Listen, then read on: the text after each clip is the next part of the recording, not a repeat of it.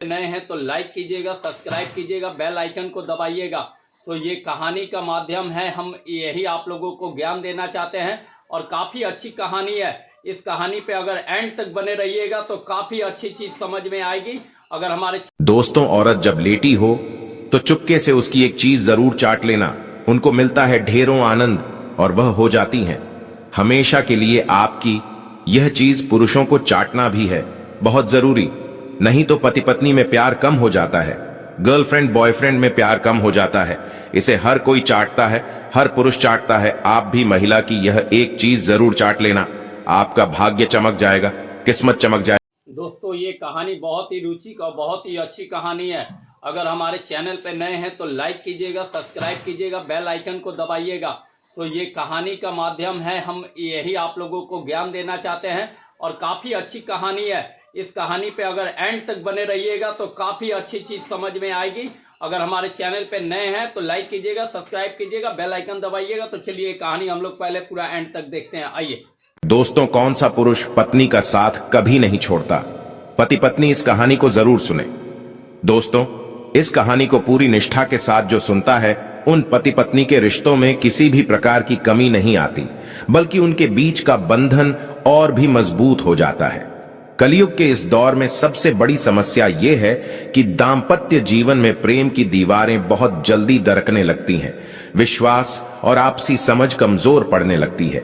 लेकिन इस कहानी में एक ऐसा संदेश छिपा है जो हर रिश्ते को नया जीवन दे सकता है। ये कहानी एक रात की दुल्हन की है, जहां एक नव विवाहित दुल्हन अपने पति से केवल एक ही रात के लिए मिलती है और फिर किस्मत की उलझनों के कारण दोनों बिछड़ जाते हैं। फिर शुरू होती है संघर्ष और परीक्षा की लंबी गाथा, जिसमें प्रेम, त्याग और समर्पण का अद्भुत संगम देखने को मिलता है। पति पत्नी के बीच सच्चे प्रेम का यह प्रमाण दर्शाता है कि चाहे कितनी ही बड़ी मुसीबतें क्यों ना आ जाए, अगर प्रेम सच्चा हो तो समय और दूरी उन्हें अलग नहीं कर सकते। इस कहानी को सुनने के बाद हर किसी को यह महसूस होगा कि यदि पति पत्नी के बीच सच्चा प्रेम है तो चाहे कितनी भी बड़ी बाधाएं क्यों ना आ जाए, उन्हें एक दूसरे से मिलने से कोई नहीं रोक सकता। संसार चाहे एक मजबूत दीवार बनकर उनके बीच खड़ा हो जाए, प्रेम और विश्वास की ताकत से वो दीवार भी ढह सकती है। इस कथा में वो सब कुछ है जो आपको ये सोचने पर मजबूर कर देगा कि जीवन के कठिन पलों में भी प्यार की विजय संभव है। तो आइए दोस्तों, इस प्रेरणादायक और रोमांचक कहानी की गहराइयों में उतरते हैं। भगवान नारायण माता लक्ष्मी से कहते हैं, देवी लक्ष्मी ध्यान से सुनो, आज मैं तुम्हें एक ऐसी कहानी सुनाने जा रहा हूं जो प्राचीन काल की है। इस नगर में एक प्रतिष्ठित सेठ रहता था। वो अत्यंत धनवान था और उसकी प्रसिद्धि दूर दूर तक फैली हुई थी, परंतु उसके जीवन में सबसे मूल्यवान धरोहर उसकी इकलौती बेटी थी। ये बेटी न केवल रूपवती थी बल्कि गुणों की खान भी थी। वो सेठ अपनी बेटी को बहुत प्यार करता था और उसके भविष्य को लेकर हमेशा चिंतित रहता था। समय के साथ जैसे जैसे उसकी बेटी बड़ी होती गई, सेठ के मन में उसकी शादी की चिंता बढ़ने लगी। उसने सोचा, जब मेरी बेटी शादी लायक हो जाएगी तो मुझे उसके लिए एक योग्य वर खोजना होगा। उस समय की प्रथा के अनुसार परिवार के सदस्य स्वयं लड़का देखने नहीं जाते थे। इसके बजाय वे इस काम के लिए नाई और पंडित को भेजकर करवाते थे, जो पूरे नगर में उपयुक्त वर की तलाश में जाते थे। सेठ ने भी यही किया। उसने नगर के प्रमुख ब्राह्मणों और नाइयों को बुलाया और उन्हें पूरी बात बताई। उन्होंने कहा, यह एक महत्वपूर्ण कार्य है।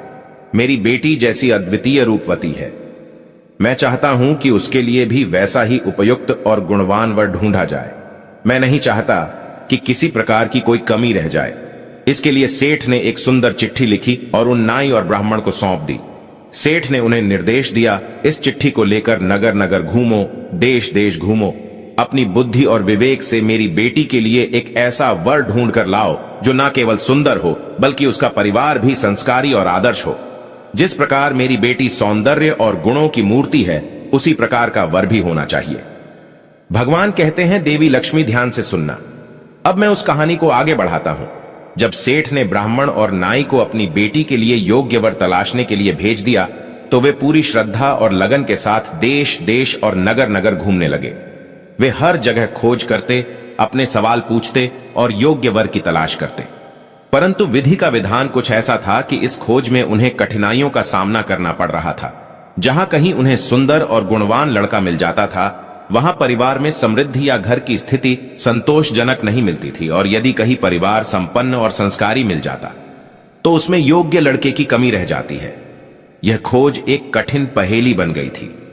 सेठ की बेटी जिस अनुपम सौंदर्य और गुणों से विभूषित थी, वैसे ही गुणों वाला लड़का ढूंढना आसान नहीं था।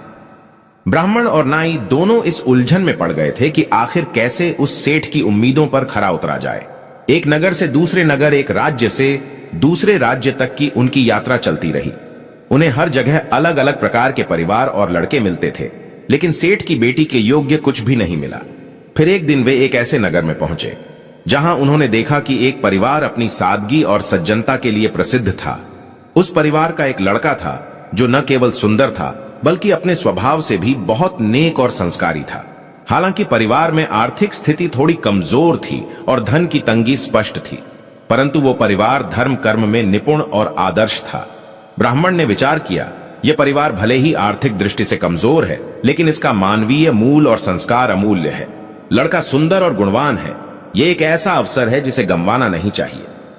ब्राह्मण ने मन ही मन निश्चय किया कि चाहे परिणाम कुछ भी हो, यह प्रस्ताव सेठ के पास ले जाना चाहिए। उन्होंने हिम्मत करके उस परिवार से बातचीत की और सेठ की बेटी के विवाह की बात बढ़ाई। उस परिवार ने बड़ी ही विनम्रता से उस प्रस्ताव को स्वीकार कर लिया और विवाह की तिथि पंडित ने निश्चित कर ली। फिर क्या था, ब्राह्मण और नाई खुशी खुशी वापस सेठ के पास लौट आए। ब्राह्मण और नाई ने जब सेठ से जाकर यह समाचार सुनाया कि एक सुंदर, योग्य और संस्कारी वर मिल गया है और विवाह की तिथि भी निश्चित हो चुकी है, तो सेठ और उसका परिवार बहुत खुश होता है। सभी जगह आनंद और उत्सव का माहौल था। सेठ की बेटी के घर में भी विवाह की तैयारियां जोर शोर से चलने लगती हैं। उधर वो वर के घर में भी सभी लोग बड़े उत्साह और उमंग के साथ तैयारियों में जुट जाते हैं। यह एक ऐसा अवसर था जो सभी के दिलों में उमंग और उम्मीदें लेकर आया था। परंतु विधाता का खेल किसे मालूम होता है। जब विवाह की तिथि निकट आई तो एक अप्रत्याशित घटना घटती है। जिस लड़के के लिए ब्राह्मणों ने टीका भेजा था, जिसे वर के रूप में चुना था, वो एक गंभीर दुर्घटना का शिकार हो जाता है। इस दुर्घटना में उसकी एक आंख फूट जाती है। अब वो एक आंख से ही देख सकता था। यह हादसा न केवल लड़के के लिए बल्कि उसके पूरे परिवार के लिए गहरी चिंता का विषय बना हुआ था। विवाह का दिन अब बहुत निकट आ चुका था। वर के घर में खुशी की जगह अब उदासी और निराशा ने ले लिया था। परिवार के सदस्यों के चेहरों पर चिंता की लकीरें साफ दिखाई दे रही थीं। सब सोच में पड़ गए थे कि किसी लड़की को अगर अंधा दूल्हा मिल जाए शादी वाला दिन तो कैसा महसूस होगा, आप समझ सकते हैं। किसी लड़की को और लड़का सही था और शादी वाला ही दिन ठीक एक लड़का अंधा, आंख से अंधा हो गया। अगर वैसा लड़का मिल जाए तो कैसा महसूस कीजिएगा, कमेंट में जरूर बतलाइएगा। चलिए वीडियो को पूरा देखिए। इस परिस्थिति में अब क्या करें। यदि लड़के को एक आंख से दूल्हा बनाकर बारात में लेकर जाते हैं और दुल्हन के परिवार ने इसे देखकर शादी करने से मना कर दिया, तो ये पूरे परिवार के लिए बड़ा ही अपमानजनक होगा। न केवल वर का परिवार बल्कि पूरा मोहल्ला और समाज उनकी हंसी उड़ाएगा। ये उनके मान सम्मान का प्रश्न बन गया था। वर के परिवार के बुजुर्ग, विशेष रूप से लड़के के दादाजी, जो बेहद समझदार और अनुभवशील व्यक्ति थे, उन्होंने सभी को सांत्वना दी। उन्होंने कहा, चिंता मत करो, हमें एक उपाय करना होगा। हम रास्ते में एक किराए का दूल्हा ढूंढ लेंगे, उसे कुछ धन देकर और समझाकर हमारे साथ बारात में शामिल कर लेंगे। जब विवाह संपन्न हो जाएगा तो बाद में हम अपनी बहू को स्थिति समझाकर घर ले आएंगे। इधर भगवान नारायण माता लक्ष्मी को समझाते हुए कहते हैं, हे देवी, इस कथा को ध्यान से सुनना। जब बारात रास्ते में आगे बढ़ रही थी, हर कोई चिंता और आशंका से घिरा हुआ था। सभी सोच रहे थे कि क्या किया जाए और कैसे इस मुश्किल को हल किया जाए। तभी यात्रा के दौरान बारात घने जंगल से गुजर रही थी। वहां एक पेड़ के नीचे एक सुंदर कुमार सोया हुआ था। उसका रूप और सौम्य चेहरा देखकर बारात में शामिल लोगों के मन में विचार आया कि इससे सुंदर दूल्हा कहीं नहीं मिलेगा। लड़के के दादाजी, जो बेहद समझदार और अनुभवी व्यक्ति थे, उन्होंने तुरंत उस लड़के को जगाया और उससे पूछा कि तुम कौन हो और इस जंगल में क्या कर रहे हो। कुमार ने आंखें खोलकर देखा और कहा, मैं एक गरीब आदमी हूं और मैं यहां कुछ व्यक्तिगत कारणों से आया हूं।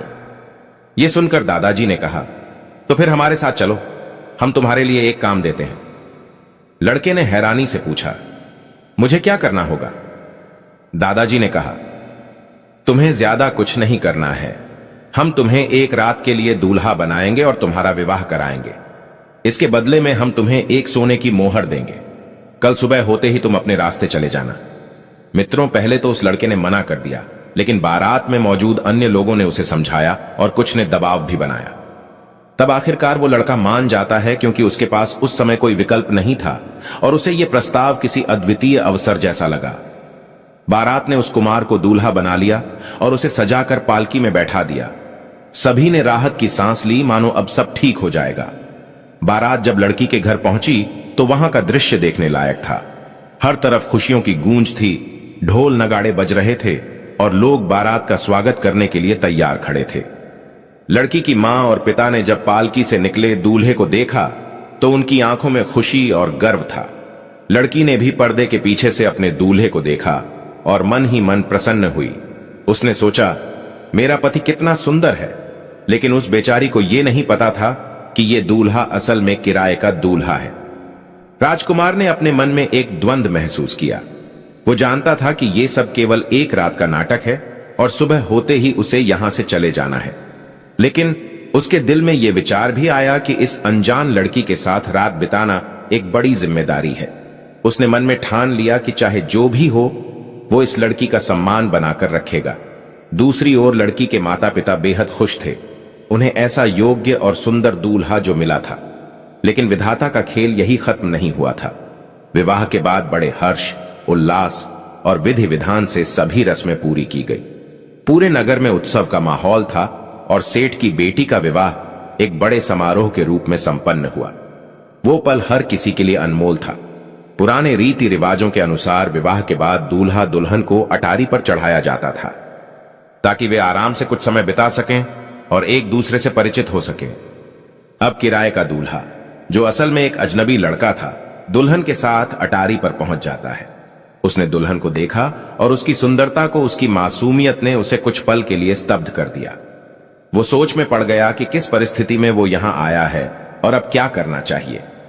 उसके मन में एक बड़ा संकट था। वो जानता था कि वो सिर्फ एक रात के लिए यहां आया है और सुबह होते ही उसे इस जगह से जाना होगा, लेकिन उसे यह समझ में आया कि यह दुल्हन उसके लिए केवल एक रात की कहानी हो सकती है, परंतु इस लड़की के लिए वो उसकी पूरी जिंदगी था।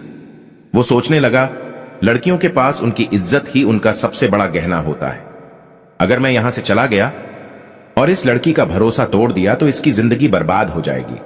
ये कैसे अपने पति के पास लौटेगी, जिसके साथ इसकी शादी पहले से तय हुई थी। मेरी जिम्मेदारी बनती है कि मैं इसका सम्मान बनाए रखूं और इसे किसी भी तरह की शर्मिंदगी से बचाऊं।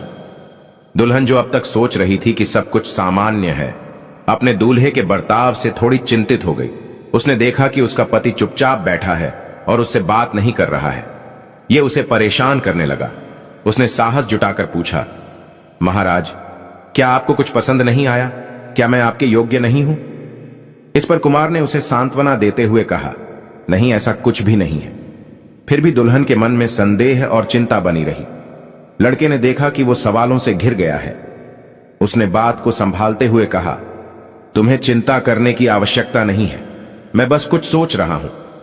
यह सुनकर लड़की ने राहत की सांस ली, लेकिन मन में अब भी कुछ सवाल थे। लड़के ने मन ही मन यह निर्णय लिया कि वो इस रात को केवल बातचीत से गुजारेगा, ताकि इस लड़की का सम्मान सुरक्षित रहे। उसने सोचा, यदि मैं इसका सम्मान बनाए रखूंगा और इसे किसी भी तरह की असमंजस में नहीं डालूंगा, तो शायद ये मेरी आत्मा का कर्तव्य पूरा होगा। वो जानता था कि ये रात गुजरने के बाद वो फिर से अपनी पहचान के साथ अपनी राह पर लौट जाएगा, लेकिन इस लड़की के लिए यह पल उसकी जिंदगी की सबसे बड़ी परीक्षा थी। दूसरी ओर दुल्हन के मन में एक अजीब सी बेचैनी थी। उसे समझ में नहीं आ रहा था कि उसका पति उससे बात क्यों नहीं कर रहा है। वो सोचने लगी कि मेरे पति मुझसे खुश क्यों नहीं है? क्या मैंने कोई गलती कर दी है?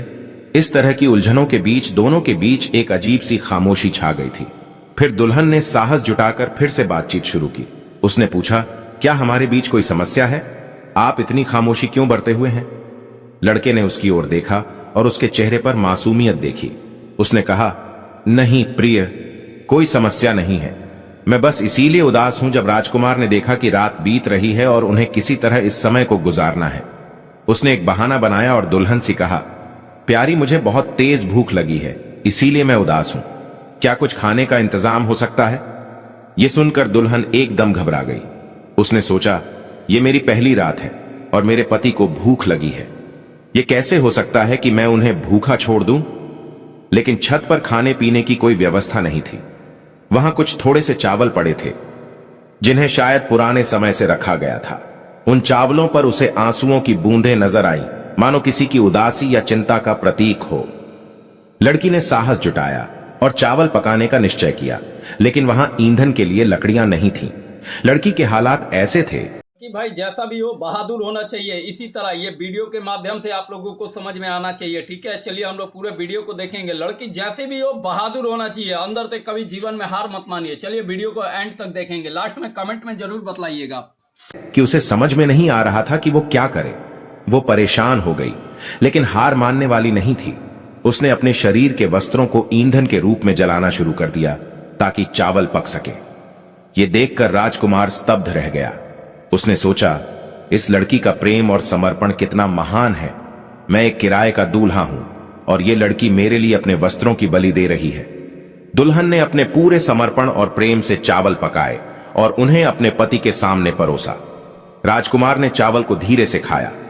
उसके हर कौर के साथ वो सोच रहा था कि इस लड़की का भविष्य क्या होगा जब वो सुबह यहां से चला जाएगा। दुल्हन का उद्देश्य था कि वो अपने पति को खुश रखे और फिर उनसे प्रेम की बातें कर सके। लेकिन आधी रात तक ऐसा करते करते वो खुद भी थक गई थी और सोच में पड़ गई थी कि आखिर उसके पति इतने उदास और चुप क्यों हैं। आधी रात बीत चुकी थी। दुल्हन के चेहरे पर चिंता और सवाल झलक रहे थे। उसने हिम्मत करके कहा, क्या आप मुझसे कुछ छुपा रहे हैं? क्या आपको मुझसे कोई परेशानी है? राजकुमार ने उसकी ओर देखा। उसकी आंखों में एक अजीब सी उदासी थी। वो जानता था कि वो एक रात के लिए यहां है, लेकिन इस लड़की के ऊपर तो उसका एक कर्तव्य था। उसने प्यार भरी नजर से देखा और कहा, नहीं, ऐसा कुछ भी नहीं है। बस कुछ बातें हैं जो मैं तुम्हें नहीं बता सकता। सुबह का सूरज उगने ही वाला था। राजकुमार ने देखा कि उसकी पत्नी थक कर सो चुकी है। उसने धीरे से उसे देखा और उसके चेहरे को अपने दिल में बसा लिया। उसकी आंखों में आंसू थे। उसने मन में सोचा, आज की रात मैंने तुम्हारी साथ बिताई है, लेकिन कल से शायद मैं तुम्हारे जीवन में ना रहूं। यह कहते हुए उसने धीरे से अपने आंसू पोंछे और अटारी से नीचे उतर आया। बारात में लौटकर कुमार ने अपने कर्तव्य को पूरा किया। बारात के लोग उसे एक सोने की मोहर देकर विदा करते हैं और कहा, अब तुम अपने रास्ते जाओ और यहां दोबारा कभी मत आना। कुमार, जो अब अपने असली रूप में लौट चुका था, उसने एक अंतिम बार पीछे मुड़कर उस घर को देखा जहां उसकी एक रात की दुल्हन सो रही थी। फिर उसने अपने कदम उठाए और अपने रास्ते पर निकल पड़ा। वो अपनी एक रात की दुल्हन को छोड़कर जा तो रहा था, लेकिन सच में उसे अपनी दुल्हन से प्रेम हो गया था। उसका मन नहीं चाह रहा था कि वो उसे छोड़कर जाए, लेकिन क्या करता, भाड़े का दूल्हा जो था। सुबह होते ही विवाह की सभी रस्में पूरी हो गई और दुल्हन की विदाई की तैयारी शुरू हो गई थी। पालकी सजाई गई और दुल्हन को उसमें बैठाकर विदा किया जाने लगा। वो पल बड़ा भावुक था। हर किसी की आंखों में आंसू थे और सेठ की बेटी भी अपने नए जीवन की ओर बढ़ने के लिए तैयार हो रही थी। बारातियों ने खुशी खुशी विदाई का कार्यक्रम संपन्न किया, लेकिन यह सब एक भ्रम था, एक नाटक था जिसमें किराए का दूल्हा शामिल था, जो अब अपनी भूमिका निभाकर चला गया था। जब बारात वापस अपने नगर की ओर चलने लगी, तो वो लड़का जिसकी आंख दुर्घटना में फूट गई थी, वो जिसकी वजह से ये सब कुछ हुआ था, पालकी के पास आता है। उसने पालकी के अंदर झांक कर देखा और प्यार से कहा, प्यारी, अगर प्यास लगी हो तो पानी पी लो, तुम्हारा चेहरा देखकर मुझे सुकून मिलता है। दुल्हन, जो अभी तक इस भ्रम में थी कि वो वही उसका पति है, एक पल के लिए चौंक गई। उसने ध्यान से देखा और समझा कि यह व्यक्ति वो नहीं है जिसने मेरे साथ रात बिताई थी। उसकी ननद जो पालकी के अंदर बैठी थी, उसने दुल्हन के चेहरे पर सवालिया भाव देखे। उसने बिना किसी झिझक के कहा, भाभी, इतना संकोच क्यों कर रही हो? ये मेरे असली भैया है, आप इनके साथ ही तो ब्याही गई हैं। यह सुनकर दुल्हन का चेहरा एक बार फिर से आश्चर्य से भर जाता है। उसने अपनी ननद से पूछा, लेकिन वो रात वाला दूल्हा कौन था? ननद ने मासूमियत से बताया, वो किराए का दूल्हा था। मेरे भैया की आंख फूट जाने के कारण उस रात तुम्हारी शादी उसके साथ करवाई गई थी। अब वो अपनी मजदूरी लेकर चला गया है। यह सुनकर दुल्हन की आंखों से आंसू बहने लगे। वो सोचने लगी, हे परमात्मा, ये कैसी परीक्षा है जिसके साथ मेरी शादी हुई थी वो तो अब कहीं दूर जा चुका है और अब मैं किसके साथ जा रही हूं, ये सोचकर उसकी चिंता और बढ़ गई। उसे लगा कि उसका पूरा जीवन एक बुरे मजाक में बदल गया है। उसकी भावनाओं और विश्वास सब कुछ मानो टूट गया था। भगवान नारायण माता लक्ष्मी से कहते हैं, देवी देखो ये लड़की कितनी बड़ी परीक्षा का सामना कर रही है।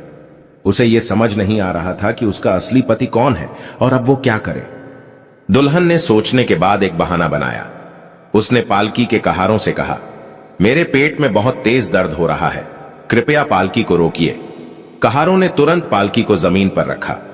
दुल्हन ने अपनी ननद से कहा, मैं थोड़ी देर के लिए झाड़ियों के पीछे जाना चाहती हूं।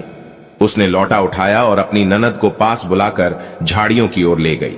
जैसे ही वो झाड़ियों के पीछे पहुंची, उसने अपनी ननद को वहीं बैठा दिया और उसे लौटा पकड़ा दिया। फिर वो अपनी पूरी ताकत से भाग खड़ी हुई। उसकी एक ही इच्छा थी, अपने असली पति को ढूंढना, चाहे वो कहीं भी हो। दुल्हन जंगल में दौड़ती चली जा रही थी। उसकी आंखों में आंसू थे और दिल में असंख्य सवाल। वो सोच रही थी, मुझे मेरे पति कहां मिलेंगे? क्या मैं उन्हें दोबारा देख पाऊंगी? वो भागते भागते थक गई और अचानक एक जगह बेहोश होकर गिर पड़ी। इसी बीच एक संत जो उसी जंगल में तपस्या कर रहे थे, उन्होंने एक बेहोश पड़ी लड़की को देखा, दुल्हन को देखा। वे उसे उठाकर अपने आश्रम में ले गए और उसके चेहरे पर पानी छिड़का। जब उसे होश आया तो संत ने पूछा, बेटी तुम कौन हो और यहां क्या कर रही हो? दुल्हन ने रोते रोते अपनी सारी कहानी संत को सुना दी। संत ने उसे सांत्वना देते हुए कहा, बेटी धैर्य रखिए, यदि तुम्हारी चीज से आप सच्चे दिल से अगर मोहब्बत करते हैं तो इतना यकीन जरूर रखिए, उस परमात्मा पर एक न एक दिन जरूर मिलेगा। तो इस वीडियो के माध्यम से आप लोगों को मैं बतलाता हूं। चलिए वीडियो को एंड तक देखेंगे हम लोग पूरे। तुम्हारे दिल में अपने पति के लिए सच्चा प्रेम है तो वो तुम्हें अवश्य मिलेगा। भगवान ने तुम्हारे लिए कोई ना कोई रास्ता जरूर तय किया होगा। दुल्हन संत के आश्रम में ठहर जाती है, लेकिन उसके मन में केवल एक ही सवाल गूंज रहा था, क्या मैं अपने असली पति को ढूंढ पाऊंगी? जब बारात के लोगों ने देखा कि दुल्हन अपनी पालकी को छोड़कर भाग गई है, तो उनके बीच खलबली मच गई। सभी ने इधर उधर उसे ढूंढने की कोशिश की, परंतु उसका कोई पता नहीं चला। हार कर बारात को लौटना पड़ा। वे सभी निराशा और चिंता के साथ अपने नगर की ओर लौट गए। इधर वो कुमार जो एक रात के लिए दूल्हा बना था और जिसने दुल्हन के साथ वो रात बिताई थी, वो अपने रास्ते चला जा रहा था, लेकिन मन उसका उसी लड़की के पास रह गया था। उसे ऐसा लग रहा था जैसे वो किसी अपने को किसी अनजान जगह पर छोड़ आया है। भगवान कहते हैं, देवी लक्ष्मी ध्यान से सुनना। वो लड़का जो उस विवाह में सिर्फ एक रात के लिए दूल्हा बना था, धीरे धीरे अपने रास्ते पर आगे बढ़ रहा था। उसके मन में कई तरह के विचार उमड़ रहे थे। उसने अपने किए को याद करते हुए सोचा कि शायद वो उस लड़की की जिंदगी में एक संक्षिप्त अध्याय बनकर रह जाएगा। आगे बढ़ते हुए उसने देखा कि एक शिकारी चिड़िया को पकड़कर ले जा रहा है। शिकारी ने चिड़िया को इतनी कसकर पकड़ा है कि वो दर्द और डर से चिल्ला रही थी। उस लड़के का दिल पिघल गया। उसने शिकारी को रोका और कहा, भैया कृपया रुक जाओ, इस चिड़िया के प्राण मत लो। शिकारी ने उसकी बात को अनसुना करते हुए कहा, यह मेरा शिकार है, मैं इसे नहीं छोड़ सकता। मैंने इसे पकड़ने के लिए बहुत मेहनत की है। लड़के ने समझाया, देखो जीवन कीमती है, किसी की जान लेकर अपना पेट भरना ठीक नहीं है। शिकारी ने गुस्से में कहा, यह तो मेरा काम है, तुम मुझे इसे छोड़ने के लिए मजबूर क्यों कर रहे हो? यह सुनकर कुमार ने अपने पास से एक सोने की मोहर निकाली और कहा, ये लो, यह सोने की मोहर तुम्हारे लिए है, इसे बेचकर तुम्हें बहुत कुछ मिल जाएगा, बदले में चिड़िया की जान बख्श दो। शिकारी ने कुछ पल के लिए सोचा। उसने समझा कि सोने की मोहर से वो अधिक लाभ कमा सकता है। उसने चिड़िया को छोड़ दिया और मोहर लेकर वहां से चला गया। चिड़िया ने अपने पंख फड़फड़ाए और उड़ी, लेकिन वो कुमार को देखती रही। उसके दिल में कृतज्ञता की भावना उमड़ आई। वह उड़कर अपने परिवार के पास पहुंची और वहां की सारी घटना सुनाई। चिड़िया के परिवार वाले सुनकर चौंक गए। उन्होंने कहा, तुम्हें उस इंसान का धन्यवाद करना चाहिए जिसने तुम्हारी जान बचाई है। हम नहीं जानते कि तुम्हारे दिल में पानी है या नहीं, पर एक एहसान का बदला देना तुम्हारा कर्तव्य है। जाओ और उस इंसान का धन्यवाद करके आओ। चिड़िया ने अपने परिवार वालों की बात मानी। वो फिर से उड़कर राजकुमार के पास गई और बोली, तुमने मेरी जान बचाई है, तुम्हारा उपकार मैं कभी नहीं भूलूंगी। राजकुमार मुस्कुराया और कहा, मैंने जो किया वो मेरा कर्तव्य था। हर किसी का जीवन मूल्यवान है। चिड़िया ने मन ही मन ठान लिया कि वो इस सज्जन व्यक्ति के उपकार का बदला चुकाएगी। उसने सोचा कि वो उसे ऐसे ही नहीं छोड़ सकती। ये विचार करते हुए वो चिड़िया वहां से उड़ जाती है और अपने परिवार को बता देती है कि वह उस इंसान की मदद का मार्ग ढूंढ रही है। इधर भगवान कहते हैं, हे लक्ष्मी देखो, सच्चे हृदय से किए गए अच्छे कर्म का फल अवश्य मिलता है। उस कुमार ने बिना स्वार्थ के एक चिड़िया की जान बचाई और वो चिड़िया अब उसकी मदद के लिए आगे आने वाली है। भगवान नारायण ने लक्ष्मी को समझाते हुए कहा, लक्ष्मी अब सुनो चिड़िया, जो कुमार के प्रति आभार व्यक्त करना चाहती थी वो एक तपस्वी संत के आश्रम में पहुंची। वहां पहुंचकर उसने संत से प्रार्थना की, हे महात्मा जी कृपा करके मेरी काया पलट दीजिए, मुझे 12 साल के लिए एक सुंदर कन्या बना दीजिए ताकि मैं उस राजकुमार का उपकार चुका सकूं जिसने मेरी जान बचाई है। संत ने उसकी विनती स्वीकार कर ली और अपनी शक्तियों से उस चिड़िया को एक सुंदर लड़की बना दिया। लड़की बनने के बाद चिड़िया उस राजकुमार के पास जाती है और उसे देखकर कहती है, कुमार मैं आपके साथ आपकी पत्नी बनकर रहना चाहती हूं, मैं आपके साथ विवाह करना चाहती हूं। कुमार ने उसे देखा और जवाब दिया, मुझे क्षमा करना पर मैं तुम्हें अपने साथ नहीं रख सकता। मेरी पहले ही शादी हो चुकी है और मुझे सिर्फ एक रात के लिए मेरी दुल्हन मिली थी। उसके बाद से वो गायब हो गई और मुझे नहीं पता कि वो कहां है और किस हाल में है। मैं उसे ढूंढकर उसी को अपनी पत्नी के रूप में रखना चाहता हूं। तब वो लड़की बोली, जो चिड़िया थी, ठीक है मैं तुम्हारी इस काम में मदद करूंगी। जब तक तुम्हारी वह पत्नी नहीं मिल जाती तब तक मैं तुम्हारी पत्नी बनकर तुम्हारे साथ रहती हूं। चलो आगे चलते हैं, देखते हैं क्या होता है। मित्रों, इसके बाद वो लड़की उस कुमार के साथ में उसकी पत्नी बनकर रहने लगती है। इधर भगवान नारायण कहते हैं, हे लक्ष्मी, जब वो राजकुमार और वो कन्या आगे बढ़ रहे थे तो उन्होंने देखा कि एक शेर 3 पैरों पर खड़ा है और उसकी आंखों से आंसू बह रहे हैं। वो दर्द से कराह रहा था। लड़की ने देखा कि उसके चौथे पैर में एक कांटा फंसा हुआ है। वो बड़ी समझदार थी और उसने कहा, अपने पति से देखिए, इसके पैर में कांटा चुभा है, तुम जाकर उसे निकाल दो। राजकुमार ने चौंकते हुए कहा, क्या तुम पागल तो नहीं हो गई हो? ये एक शेर है, इसके पास जाऊंगा तो ये हमें मार देगा। लड़की ने दृढ़ता से कहा, नहीं, ये हमें नुकसान नहीं पहुंचाएगा। मैं आपसे विनती करती हूं, इसका दर्द दूर कीजिए। पत्नी के कहने पर राजकुमार ने हिम्मत जुटाई और धीरे से शेर के पैर के पास पहुंचा। उसने सावधानी से काटा निकला। शेर ने दर्द के कारण एक जोरदार दहाड़ मारी लेकिन तुरंत शांत हो गया। उसने राजकुमार की ओर कृतज्ञता भरी आंखों से देखा और वहां से चला गया। राजकुमार ने गहरी सांस ली और कहा, किसी इंसान की मदद करना सच में एक बड़ा काम है। आज मैंने जाना कि किसी की मदद करने से हमें कितनी संतुष्टि मिलती है। भगवान नारायण माता लक्ष्मी से कहते हैं, देवी देखो, उस शेर ने भी उस लड़के की मदद करने की ठान ली। कहते हैं किसी भी जीव का उपकार कभी व्यर्थ नहीं जाता। कुमार का जीवन अब एक नया मोड़ लेने वाला है। शेर ने क्या किया, एक सुंदर घोड़ा बनकर उस कुमार के मार्ग में खड़ा हो गया। कुमार ने उस घोड़े को देखा तो उसे वो घोड़ा बहुत पसंद आया और उसने उस घोड़े को अपने साथ कर लिया। कुमार उस पर सवार हो जाता है। उसने अपनी पत्नी को भी उस पर बैठा लिया जो वो चिड़िया थी और दोनों जंगल की ओर बढ़ने लगे। उनका उद्देश्य एक ही था, उस पत्नी को ढूंढना जिससे वो एक रात के लिए मिला था और जो अब कहीं खो गई थी। वो पत्नी जो अब एक संत के आश्रम में रह रही थी। उसे ढूंढने के लिए राजकुमार अपने सफर पर निकला। वो जानता था वो लड़की उस एक आंख के अंधे दूल्हे के साथ चली आई होगी। मुझे तो उसका कोई पता ठिकाना भी नहीं पता है, मैं उसे कहां खोजूंगा। जंगल में आगे बढ़ते हुए अचानक कुमार ने देखा कि एक सर्प ने एक मेंढक को पकड़ रखा है।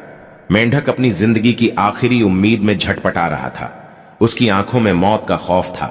प्राण बचाने की आस थी। राजकुमार का दिल एक बार फिर दया से भर गया।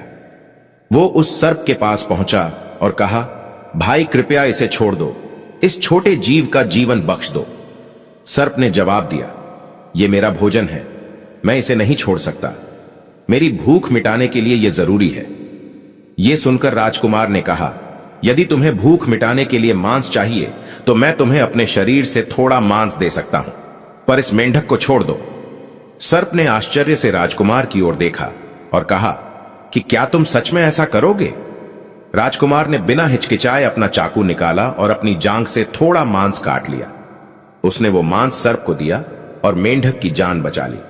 सर्प ने मांस खाकर अपनी भूख मिटाई और बोला, तुमने न केवल अपने दर्द को सहा है बल्कि मेरे लिए अपना मांस काटा, यह उपकार मैं कभी नहीं भूलूंगा। जब भी तुम्हें मेरी जरूरत होगी मैं अवश्य आऊंगा। मित्रों, सर्प ने उस कुमार की मदद करने की ठान ली और एक सुंदर सी तलवार बनकर रास्ते में गिर पड़ा। कुमार ने उस तलवार को उठा लिया। मेंढक ने भी राजकुमार की ओर देखा और उसकी आंखों में आंसू आ गए। वो बोला, आपने मेरे जीवन की रक्षा की है, मैं आपके इस उपकार की ऋणी हूं। जब भी आपको मेरी आवश्यकता होगी मैं आपकी सहायता के लिए तैयार रहूंगा। वो मेंढक भी एक कोड़ा बनकर आगे रास्ते में गिर जाता है। दोस्तों, वो लड़का उस कोड़े को उठा लेता है और आगे को चल देता है। इधर भगवान नारायण माता लक्ष्मी से कहते हैं, देखो, लक्ष्मी राजकुमार का साहस और उसकी मदद की भावना उसे सभी प्राणियों का प्रिय बना रही थी। उसका प्रत्येक अच्छा कर्म एक एक वरदान के रूप में उसके पास में जरूर लौटेगा। जब समय आएगा ये सभी जीव उसकी सहायता करेंगे।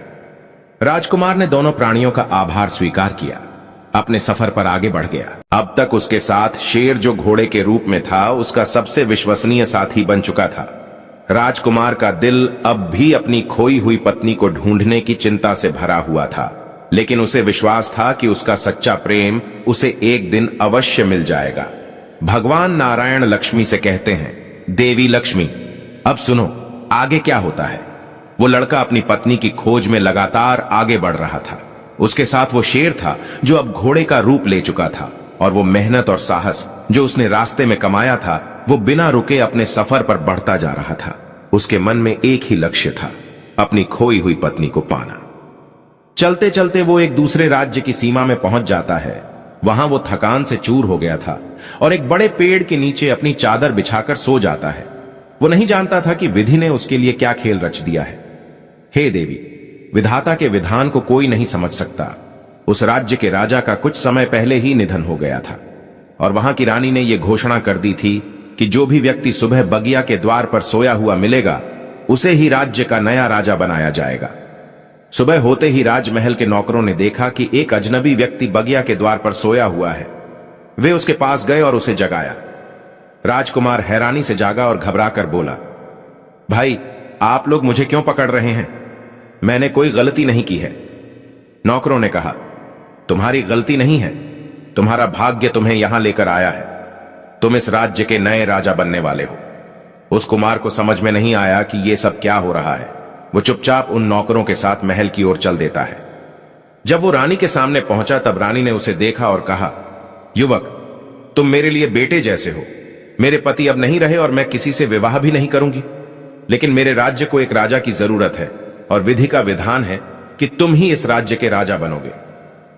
कुमार ने संकोच करते हुए यह नई जिम्मेदारी स्वीकार कर ली। उसकी इच्छा तो अपनी खोई हुई पत्नी को ढूंढने की थी, लेकिन अब वो जानता था कि भगवान ने उसके लिए एक नई जिम्मेदारी तय की है। इधर वो चिड़िया जो लड़की बनकर उसके साथ रह रही थी, उसने देखा कि राजकुमार अब राजा बन चुका है, तो वो भी महल में एक रानी के रूप में उसके साथ रहने लगी। 12 साल तक वे दोनों उस राज्य में आनंद पूर्वक रहने लगे। चिड़िया जो कन्या बनी हुई थी, वो जानती थी कि उसका समय अब धीरे धीरे समाप्त होने वाला है, क्योंकि वो संत द्वारा दिए गए वरदान के अनुसार 12 साल के लिए लड़की बनी थी। मित्रों, इसी बीच राजकुमार ने अपने नए राज्य को बखूबी संभाला और प्रजा का दिल जीत लिया। वो अब भी अपनी पत्नी को याद करता था, जिसकी एक रात को स्मृति उसकी आंखों में बसी हुई थी। उसे यह विश्वास था कि एक दिन वो उसे अवश्य मिलेगी। भगवान नारायण ने लक्ष्मी से कहा, देवी लक्ष्मी, देखो, कर्मों का फल अवश्य मिलता है। राजकुमार के सच्चे प्रेम और अच्छे कर्मों ने उसे एक नया जीवन दिया। वो राजा बना और उसके अच्छे कर्मों का फल उसे जीवन में कई रूपों में मिला, लेकिन उसकी असली परीक्षा अभी बाकी थी, क्योंकि सच्चा प्रेम उसकी खोई हुई पत्नी से एक दिन अवश्य मिलाएगा। समय आगे बढ़ता जा रहा था। राजकुमार, जो कभी एक रात की दुल्हन का पति था, धीरे धीरे अपनी पुरानी यादों से दूर होता जा रहा था। उसकी नई जिम्मेदारियों और राज्य के कामों ने उसे व्यस्त कर दिया था। दूसरी ओर वो एक रात की दुल्हन जो महात्मा के आश्रम में रह रही थी, दिन रात अपने पति के लौटने का इंतजार कर रही थी। हर दिन वो आकाश की ओर देखती और सोचती थी, मेरे पति कब आएंगे, किस रास्ते से आएंगे, कैसे मिलेंगे। मित्रों, समय बीतता गया और इस इंतजार में 11 साल निकल गए। उस एक रात की दुल्हन की आंखों में अभी भी उम्मीद की चमक थी। इधर वो चिड़िया जो लड़की बनकर राजकुमार के साथ रह रही थी, उसने एक पुत्र को जन्म दिया। पूरे राज्य में खुशी की लहर दौड़ गई। सभी लोग आनंदित थे और राजकुमार ने भी इस अवसर पर खुशी जताई। लेकिन इस खुशहाली के माहौल में राज्य के मंत्री के मन में जलन और ईर्ष्या की आग जल रही थी। उसने सोचा, राजा की मृत्यु के बाद यह राजपाट मेरा होना चाहिए था, लेकिन यह अजनबी कहां से आकर राजा बन बैठा। अब तो इसका एक पुत्र भी हो गया है। अगर मैंने इसे नहीं रोका तो राज्य हमेशा के लिए मेरे हाथ से निकल जाएगा। मंत्री ने एक षड्यंत्र रचा। उसने तय किया कि वो राजकुमार को सोते हुए मार डालेगा। एक रात जब राजकुमार गहरी नींद में था, मंत्री ने कुछ झल्लादों को बुलाया और उन्हें राजा के कक्ष में भेजा, लेकिन राजकुमार की रक्षा के लिए खूंटी पर टंगी तलवार, जो कि एक सर्प का रूप ले चुकी थी, वो जाग उठी। जैसे ही झल्लाद राजकुमार के पास पहुंचे, तलवार ने अपने असली रूप में आकर उन सबको डस लिया और उन्हें मार डाला। मंत्री ये देखकर स्तब्ध रह गया। तलवार ने अपना कर्तव्य निभाया और फिर से खूंटी पर टंग गई। उसने राजकुमार का जीवन बचाकर अपना कर्ज चुका दिया। अगले दिन राजकुमार शिकार पर जंगल में जाता है। मंत्री ने फिर से एक साजिश रची और कुछ दुष्ट लोगों को भेजा। वे राजकुमार को घेर कर मार डालना चाहते थे।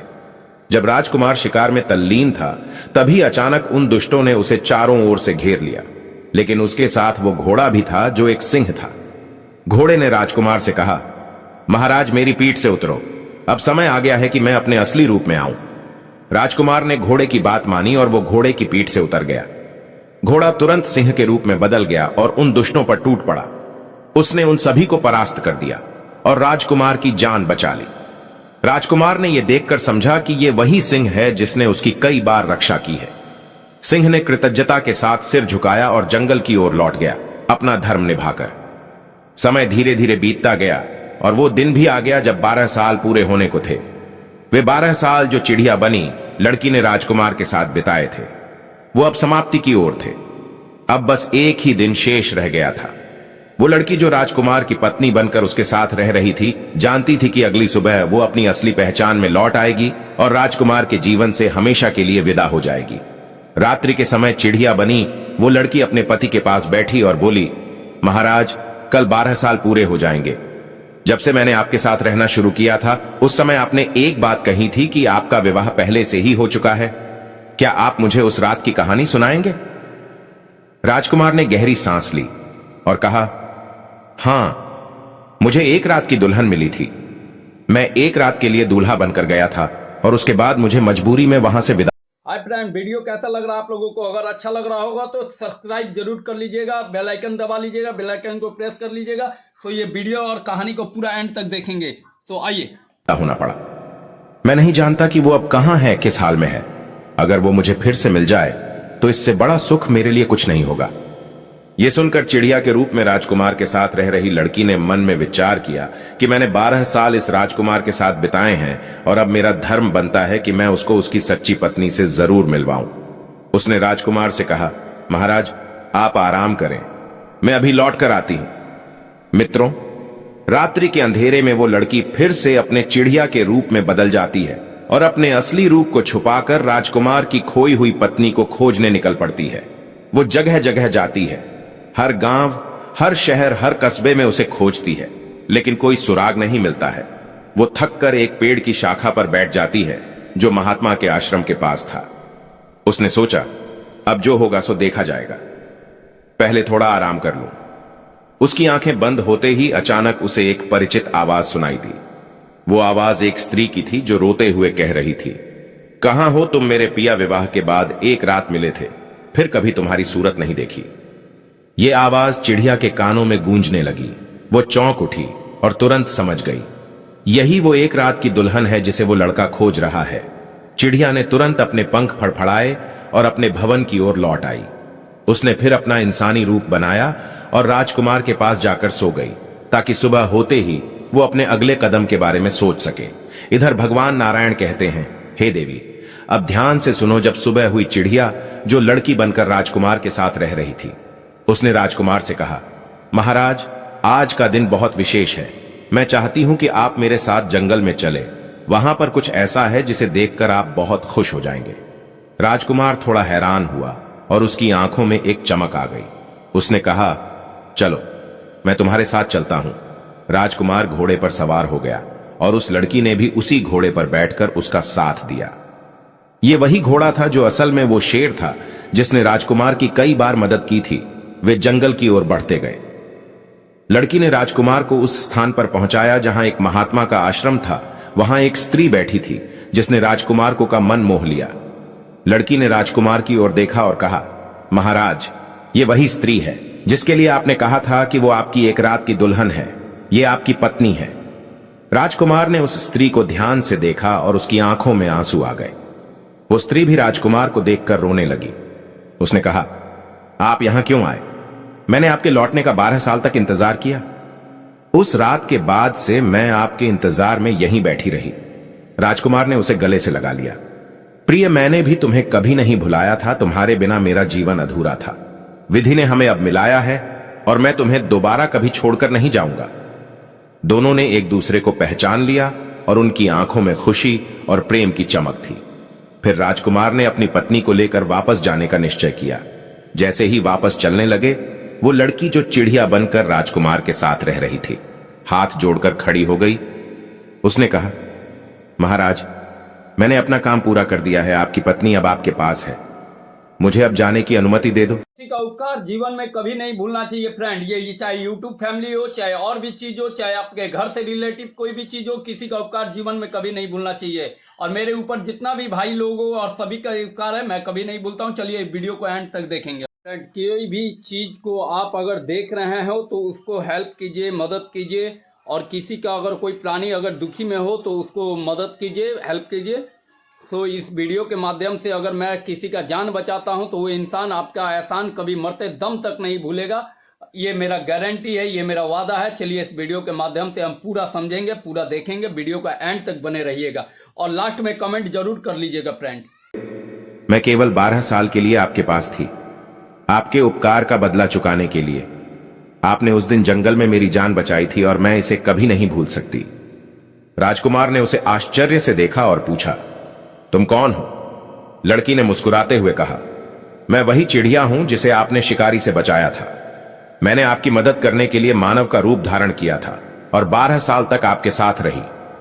अब मेरा समय समाप्त हो गया है। यह कहकर वो चिड़िया बनकर और वहां से उड़कर जंगल की ओर चली जाती है। फिर वो घोड़ा जो वास्तव में शेर था, वो भी आगे आया और बोला, महाराज, मैं भी आपको छोड़ने आया हूं। आपने मेरे पैर से कांटा निकाला था, मेरी जान बचाई थी। मैं आपके साथ 12 साल तक घोड़ा बनकर रहा और आपके लिए कर्तव्य निभाया। अब मेरा काम समाप्त हो चुका है और अब मुझे वापस जंगल में लौटना है। राजकुमार ने भावुक होकर कहा, तुम सबने मेरे जीवन में जो भूमिका निभाई है उसे मैं कभी नहीं भूल सकता। तुम सबने मेरे कठिन समय में मेरा साथ दिया है और ये मेरे लिए एक आशीर्वाद है। शेर ने सिर झुकाया और जंगल की ओर चला गया। भगवान कहते हैं, देवी लक्ष्मी, जब राजकुमार और उसकी पत्नी अपनी यात्रा पूरी कर चुके थे, तब वो तलवार जो सर्प था वो भी अपने असली रूप में आ जाता है। और वो तलवार जिसने राजकुमार की रक्षा की, अपने कर्तव्य का पालन किया था, वो सम्मान पूर्वक राजा के सामने खड़ी थी। इसके साथ ही वो कोड़ा भी, जो उस मेंढक से बना था और राजकुमार के साथ कोड़ा बनकर रहा था, वो भी आगे आया। वे दोनों ही बोले, महाराज, हमने आपका साथ दिया और आपके कठिन समय में आपकी रक्षा की। अब हमारा कर्तव्य पूरा हो चुका है और अब हमें वापस लौटना होगा। राजकुमार ने भावुक होकर कहा, तुम सब मेरे लिए जीवन के आशीर्वाद हो। मैंने तुम्हारी जान बचाई थी, लेकिन तुमने मेरा जीवन बचाकर उस उपकार को बदल दिया है। मैं हमेशा तुम्हारे इस प्रेम और त्याग को याद रखूंगा। यह सुनकर तलवार और मेंढक ने राजकुमार को प्रणाम किया और जंगल की ओर लौट गए। और इधर भगवान नारायण लक्ष्मी से कहते हैं, देवी लक्ष्मी राजकुमार के सच्चे प्रेम और उसके द्वारा किए गए निस्वार्थ कार्यों का फल उसे हमेशा मिलता रहा। चाहे वो तलवार हो, मेंढक हो, शेर हो, सब ने समय पर उसका साथ दिया और उसके जीवन को सुरक्षित किया। अब राजकुमार और उसकी पत्नी, जो एक रात की दुल्हन थी, वापस अपने राज्य लौट आए थे। वो दुल्हन जिसने 11 साल तक अपने पति के लौटने का इंतजार किया, वो उसके साथ थी। दोनों के बीच प्रेम था और उनका प्रेम और भी ज्यादा गहरा हो गया था, क्योंकि उन्होंने जीवन के कठिनतम संघर्षों को पार कर लिया था। वे जान चुके थे कि सच्चे प्रेम में कोई भी बाधा टिक नहीं सकती। भगवान नारायण ने आगे कहा, इस कहानी से हमें यह सीख मिलती है कि अगर पति पत्नी में सच्चा प्रेम हो तो समय चाहे कितना भी बीत जाए, वे एक दूसरे से बिछड़ते नहीं हैं। उन्हें एक दूसरे से मिलना ही होता है, क्योंकि सच्चा प्रेम समय और परिस्थितियों से परे होता है। लेकिन अगर पति पत्नी के दिल और दिमाग में कपट भरा हो तो वे जीवन में कभी एक दूसरे को नहीं पा सकते और ना ही जीवन में सफलता प्राप्त कर सकते हैं। कहानी का यह अंत हमें यह सिखाता है कि जीवन में निस्वार्थ भाव से की गई सहायता और प्रेम हमेशा लौट कर आता है। चाहे समय कितना भी बदल जाए, सच्चाई और निष्ठा का फल व्यक्ति को अवश्य मिलता है। राजकुमार और उसकी पत्नी ने अपने प्रेम और समर्पण से यह साबित कर दिया कि सच्चे प्रेम का कोई विकल्प नहीं होता। दोस्तों, इस कहानी से हमें यह प्रेरणा मिलती है कि जीवन के हर रिश्ते। लास्ट में ये वीडियो आपको कैसा लगा? अच्छा लगा ना? कमेंट कीजिएगा, लाइक कीजिएगा, सब्सक्राइब कीजिएगा, बेल आइकन दबाइएगा फ्रेंड। तो मैं आपका दोस्त, मेरा यूट्यूब चैनल राजकिशोर प्रसाद।